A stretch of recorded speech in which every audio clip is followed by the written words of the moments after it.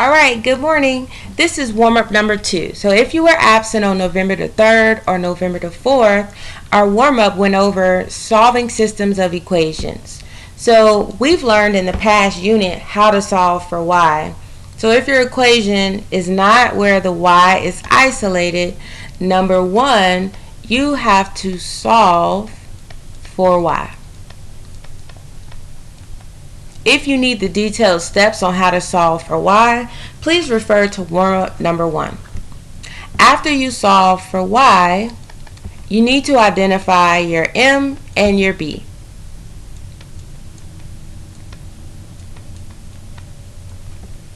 After you do that, you'll be ready to graph. Make sure that the first point that you put on your graph is your b.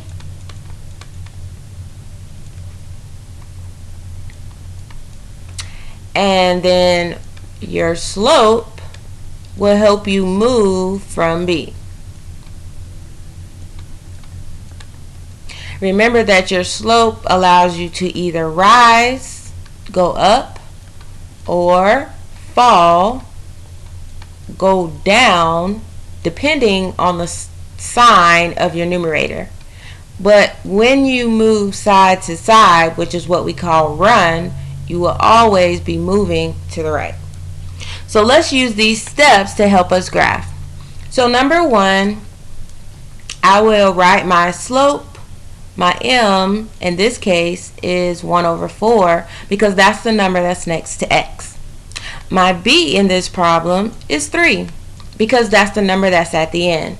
So when we graph, now that we've identified our m and our b, we begin with b and it goes on the y-axis. Since my b is 3, I will start on the y-axis at positive 3. My slope tells me which way to move, and if I write it in fraction form, the top number tells me to go up 1 because it's positive and run to the right 4 in a positive direction. So from B, we go up 1 and over 1, 2, 3, 4. I will continue this using the opposite direction in order to get a point over this side. So I'll go down 1 and over 4 in the opposite direction. Now I have enough points to create a line that goes through my points. This line will represent the first equation. Now I need to do the same thing, but I need to do this for the second equation. So this one I'll do in blue to make sure we don't have any confusion. So my m for this one is 5 over 4.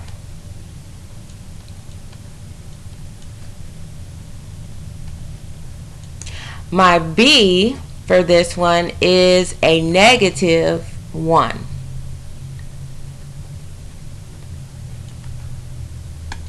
Because that is the number that's at the end of this problem.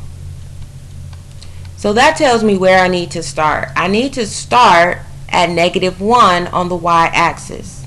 So negative 1 is down here. Now I can use my slope to graph my new point. 5 means I have to go up 5 and I have to move over 4. So up 5, starting at negative 1, 1, 2, 3, 4, 5, and then 4 to the right. 1, 2, 3, 4. Now I need to draw a line through those 2 points.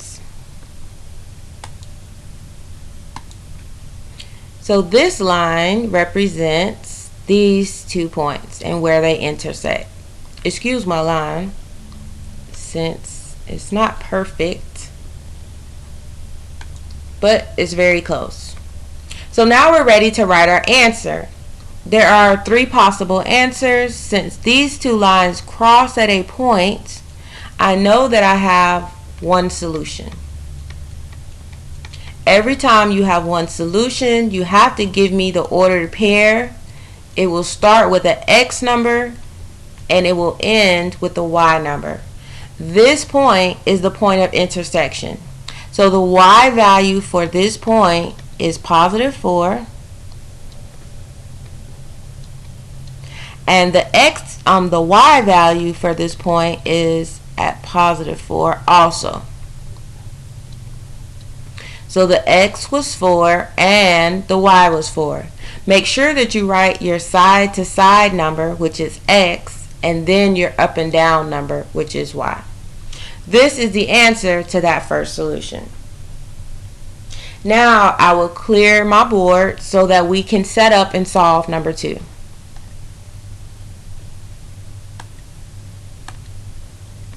So for number 2, we need to do one extra step because these are not in the form y equals mx plus b. So I will copy these problems down here to give me lots of space to solve for y.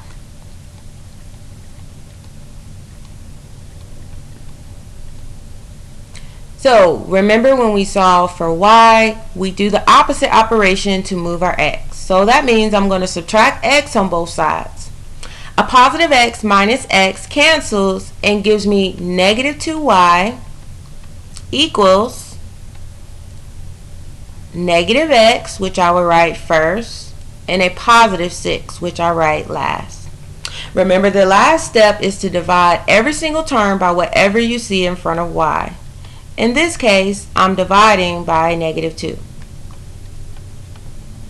So when we simplify, negative 2 divided by negative 2 just leaves me with y. And a negative 1, which is the invisible number next to x, divided by negative 2 gives me the fraction 1/2 x minus 6 divided by a negative 2 gives me a negative 3. So in this problem, my m is 1/2 and my b is negative 3. Now I need to do the same thing on this problem and solve for y.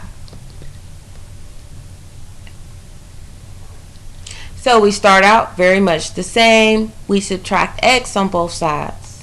X disappears. I bring down my negative 2y equals negative x plus 4. So at this point, I have to divide every single number by whatever's in front of y, and that is a negative 2. So I simplify now. Y equals, we have the same imaginary negative 1 divided by negative 2, which gives me a positive 1/2 x, and a positive 4 divided by negative 2 gives me negative 2. So I'm ready to graph this one also, so I'll identify my m, which is 1/2, and my b, which is negative 2. So I'll start with this graph, and I'll use orange to graph this one also. So if I start at negative 3, which is my b, my slope tells me to go up 1 and run 2 from my starting point of negative 3. So up 1 and over 1, 2, and put my dot. Up 1, over 1, 2, and I put my dot. And I'll continue in the opposite direction. Since I'm going the opposite direction, I'll go the opposite position. Instead of going up 1, I'll go down 1. And instead of moving to the right, I'll move to the left. Down 1, over 2. So here is my orange line, our first equation. Well, it graphed blue, so I'll do the other one in orange. So this is the blue equation. And then I'll do the other one in orange. So I start at negative 2 and the same slope. So up 1 and over 2. Up 1 and over 2. Down 1 and over 2. Down 1 and over 2. And make sure this one is orange and that it goes through all of my points. So if you look carefully, these two lines do not touch, and they will never touch because they have the same slope. Because they have the same slope, the answer to this problem is no solution. When they touch, remember the answer was 4 because that is the point of intersection. That was warm-up number 2. Have a good day.